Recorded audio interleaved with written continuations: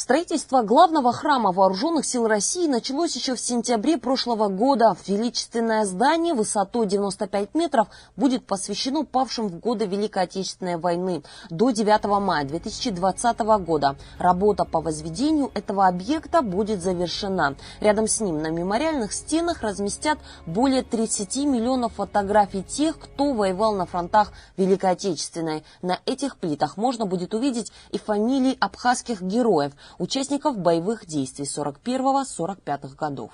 27 февраля поступило обращение от Министерства обороны Российской Федерации к нам, в Министерство, оказать содействие в поиске и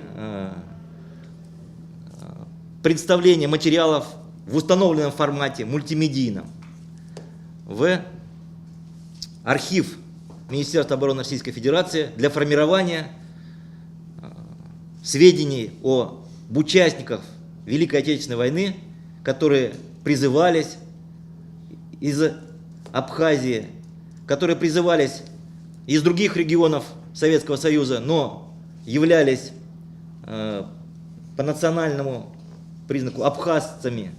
Вот. И мы совместно с ветеранами, совместно с военным комиссариатом, совместно с нашим архивом Валерианом Григорьевичем с Нодаром Ивановичем приступили к этой работе. Собрать информацию обо всех выходцах из Абхазии, принимавших участие в Великой Отечественной войне, оказалось непросто. По уже известным данным, полученным еще в период существования Советского Союза, на фронт Абхазия отправила более 55 тысяч человек. Однако, по мнению заместителя председателя Республиканского совета ветеранов Великой Отечественной войны Закана Нанба, эта информация является неточной.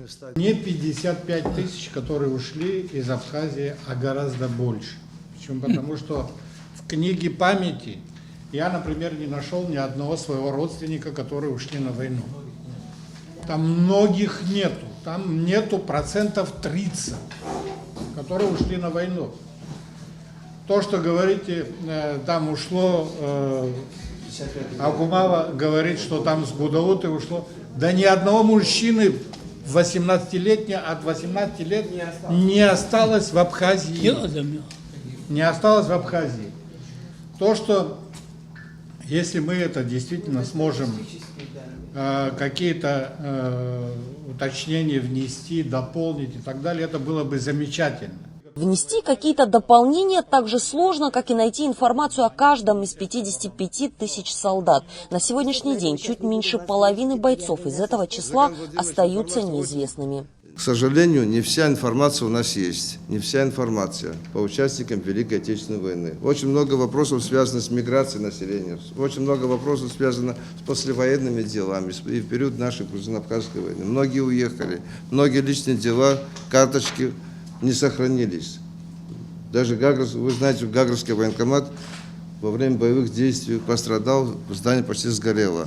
И по крупицам то, что сегодня собрано, это недостаточно для того, чтобы полную картину дать. Поэтому я хотел бы, пользуясь случаем, чтобы все мы с вами, все заинтересованные лица, организации смогли собрать материал по каждому участнику Великой Отечественной войны. В устных беседах, в разговорах многие с удовольствием представляют эти материалы. Увековечить память каждого героя, ветерана Великой Отечественной войны, по мнению присутствующих, возможно путем вовлечения самих граждан Абхазии. Я бы еще раз хотел бы просто обратиться к нашим людям,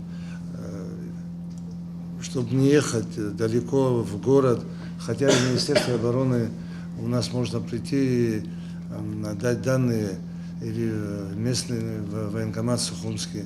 На сегодняшний день, я бы хотел сказать, что очень мало информации дано, пройдет время, потом до кого-то дойдет намного позже, и, естественно, это будет как-то не соответствовать действительности.